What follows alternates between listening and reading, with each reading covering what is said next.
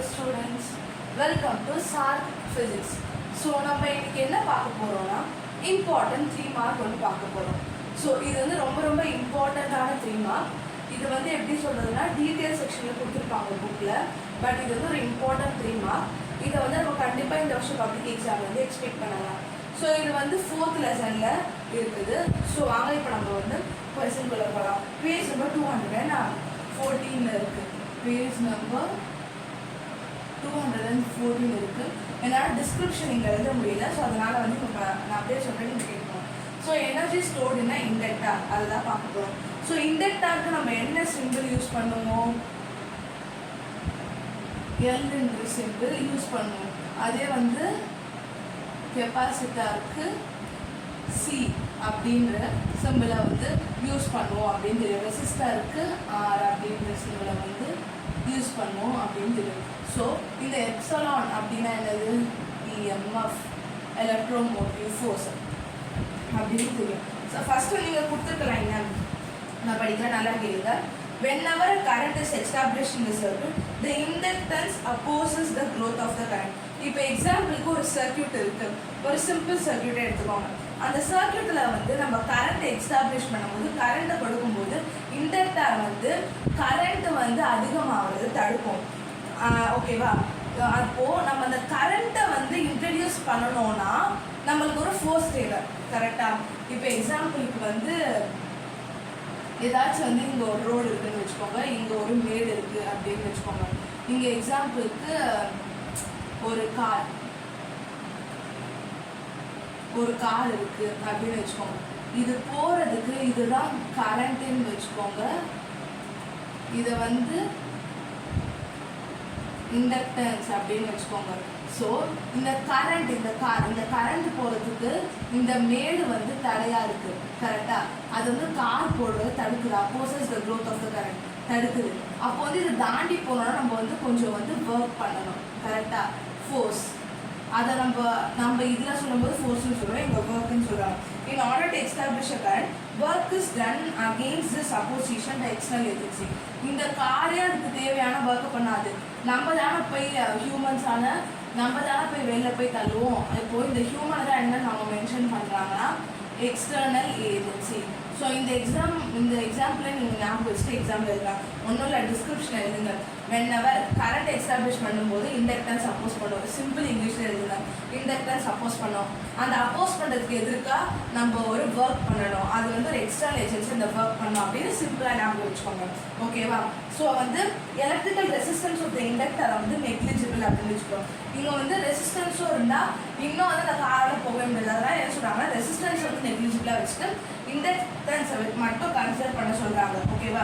So வந்து induced EMF வந்து கொடுத்துட்டாங்க. அவங்க என்னென்னு கொடுத்துருக்காங்கன்னா Epson is equal to -L/di/dt அப்படின்னு கொடுத்துட்டாங்க, ஓகேவா?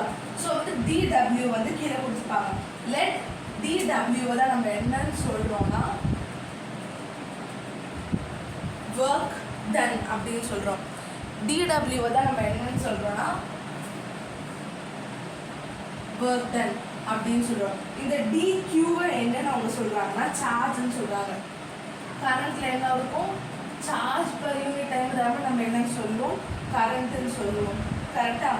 நெக்ஸ்ட்டு வந்து இந்த டிடியை வந்து என்னன்னு சொல்கிறாங்கன்னா டைம் டேக்கன் அப்படின்னு சொல்லிடுறாங்க. டிடி என்னன்னு சொல்கிறாங்க? Time taken. இங்கே என்னன்னா இந்த அளவு இஎம்எஃப்ல எவ்வளோ சார்ஜ் இன்ஃப்ளோ ஆகுது, ஒர்க் டனுக்கு நம்ம என்ன பண்ணோம்?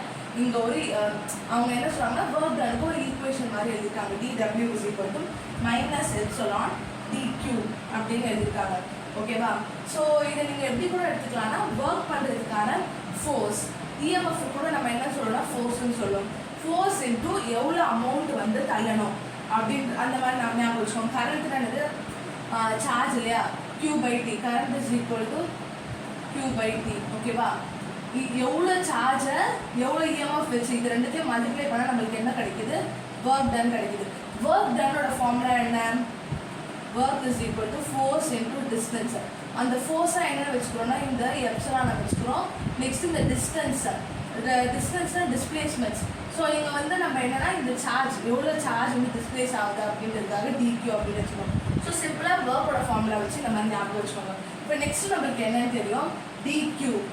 dqனானது I is equal to dq by dt. நீங்கள் செகண்ட் லெசனில் பார்த்துருப்பீங்க, அந்த மைக்ரோஸ்கோபிக் ஓம்ஸ்லாம் கொடுத்துருப்பாங்க. அப்போ வந்து நம்மளுக்கு இங்கே dq இருக்கு இல்லையா, dq இருக்குது. அப்போ dq பதில் நம்ம என்னலாம் I is equal to dq by dt. அப்போ dq is equal to I dt அப்படின்னு போட்டு இங்கே சப்ஸ்டியூட் பண்ணிடுறேன். நெக்ஸ்ட் வந்து எப்சிலானோட ஃபார்முலா இங்கே நம்மளுக்கு இருக்கு இல்லையா. ஸோ அந்த எப்சிலானோட ஃபார்முலாவை எடுத்துட்டு வந்து நான் இங்கே வந்து சப்ஸ்டியூட் பண்ணுறேன்.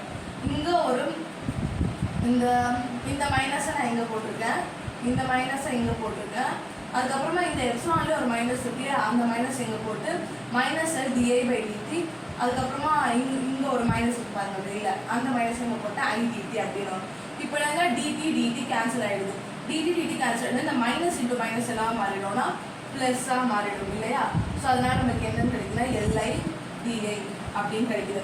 ஸோ இப்போ டோட்டல் ஒர்க் டன் நம்ம வந்து கண்டுபிடிக்கலாம். ஓகேவா, டோட்டல் ஒர்க் டன். ஓகேவா, இப்போ வந்து நீங்கள் டபிள்யூவை டிஃப்ரென்ஷியேட் பண்ணால் உங்களுக்கு dw அப்படின்னு கிடைக்கும். அதே இந்த dw-வை நீங்கள் இன்டெகிரேட் பண்ணால் உங்களுக்கு வந்து wன்னு கிடைக்கும். ஓகேவா, ஸோ அதனால தான் நம்ம இன்டிகிரேட் பண்ணியிருக்கோம். எப்பவுமே டோட்டல் ஒர்க் டன். எக்ஸாம்பிளுக்கு ஒரு ஏரியா இருக்குன்னு வச்சுக்கோங்களேன், இதை வந்து பீஸாக செதுக்கி இது 11th படிச்சிருப்பீங்க, எவ்வளோ பீஸ் வருதோ அதை வந்து லிமிட் 0 to அது அந்த லிமிட் போட்டால் நம்மளுக்கு வந்து இதோட டோட்டல் ஏரியா கிடச்சிரும். ஸோ அந்த மாதிரி இங்கே டோட்டல் ஒர்க் டன்னுக்கு வந்து நம்ம வந்து இன்டெகிரேட் பண்ணுறோம். அதே மாதிரி இங்கே பார்த்தீங்கன்னா இந்த dw நமக்கு என்ன கிடச்சிருக்கு, li di. இது நீங்கள் பார்த்தீங்கன்னா தெரியும் உங்களுக்கு x dx அந்த மாதிரி இருக்குது. இந்த L வந்து கான்ஸ்டன்ட். ஓகேவா, இண்டக்டர் வந்து நம்ம வந்து கான்ஸ்டண்ட்டாக இருக்குது அப்படின்னு வச்சுப்போம். அதனால் இது இன்டெகிரேட் சிம்பிள் விட்டு வெளில வந்துடும். அப்போ உங்களுக்கு கடைசியில் என்ன இருக்கும், எக்ஸ் இருக்க வேண்டிய இடத்துல I இருக்குது, டிஎக்ஸ் இருக்க வேண்டிய இடத்துல டிஐன்னு இருக்குது. இதை வந்து இன்டெகிரேட் எப்படி பண்ணுறோம்னா 0 to I, ஏன்னா நம்ம கரண்ட் வச்சு தான் டீல் பண்ணிட்டு இருக்கோம். ஸோ அதனால 0 to I அப்படின்னு போட்டுட்டேன். இப்போ L கான்ஸ்டன்ட்னால வெளியில் வந்துடும். இது வந்து நான் ஃபார்முலா எழுதுக்க மேக்ஸ் நீங்கள் படிச்சிருப்பீங்க, IDA is equal to I square by 2. General form என்னன்னா x dx அப்படின்னு இருந்ததுன்னா x n plus 1. இங்கே வந்து பவர் ஐக்கு 1 தான் இருக்குது, அதனால 1 plus 1 I power 1 plus 1 3 n plus 1. n என்னது, பவர் என்ன இருக்குது, 1 இருக்குது, ப்ளஸ் 1 போட்டால் I ஸ்கொயர் பை 2ன்னு வருமா. நான் அதை தான் இங்கே போட்டுக்கேன். இப்போது லிமிட்டை சப்ஸ்டியூட் பண்ணணும். இல்லை நீங்கள் லிமிட்டை சப்ஸ்டியூட் பண்ணாலும் எப்படியோ ஒன்று தான் வரும். இங்கே ஒரு ஸ்டெப்பு நான் ஒரு அண்டர்ஸ்டாண்டிங்காக போடுறேன். இப்போ எல் வருமா, ஆனால் இங்கே சப்ஸ்டியூட் பண்ணணும். முதல்ல அப்பர் வேல்யூ by 2ன்னு வரும், மைனஸ் 0 by 2ன்னு வரும். 0 by anything is 0. ஸோ அப்போ வந்து உங்களுக்கு L ஸ்கொயர் பை இங்கே எழுதுகிற ஆன்சர் half Li ஸ்கொயர்னு வரும். ஸோ இது வரைக்கும் வந்துட்டோம். இப்போ நெக்ஸ்ட் என்னதுன்னா எனர்ஜி டென்சிட்டி எப்படி கண்டுபிடிக்கணும்னு பார்க்கலாம்.